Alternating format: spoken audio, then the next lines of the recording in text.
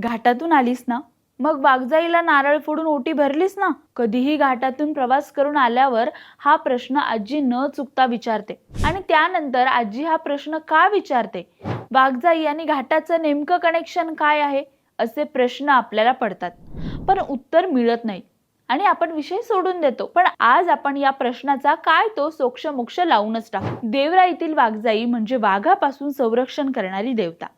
वाघजाई आपल्या भोवती असलेल्या जंगलाच्या तुकड्याचे संरक्षण करणारी देवी आहे व तिच्यामुळे संपूर्ण प्रदेश सुरक्षित आहे अशी अनेकांची श्रद्धा आहे. तर बहुसंख्य शेतकऱ्यांची वाघापासून आपल्या गुरावासरांचे संरक्षण हे फक्त आई वाघजाईच करू शकते अशी समजूत असून त्यांचा वाघजाई देवीवर नितांत श्रद्धा व विश्वास आहे. तर अनेकांची श्रद्धास्थान असणारी वाघजाई देवी जंगलाच्या प्रदेशात वृक्षछायेत विराजमान असलेली पाहायला मिळते. स्थानिक ग्रामस्थ सांगतात त्याप्रमाणे देवी देऊळ बांधू देत नाही आणि म्हणून खऱ्या अर्थाने वनदेवता. त्यामुळे या देवीची नावापुरती बांधलेली छोटी मंदिरे पाहायला मिळतात, जी मुख्यतः गावाच्या वेशीवर जास्त असतात.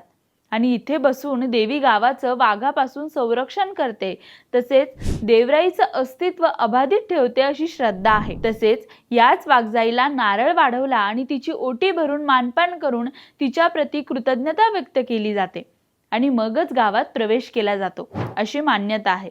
तर तुम्हाला ही माहिती कशी वाटली आणि तुमच्या गावाला जाताना वाघजाईचं मंदिर लागतं का, ते कमेंट करून आम्हाला नक्की सांगा. आणि हो, आमच्या इंस्टाग्रामला फॉलो करायला आणि यूट्यूबला सबस्क्राईब करायला विसरू नका.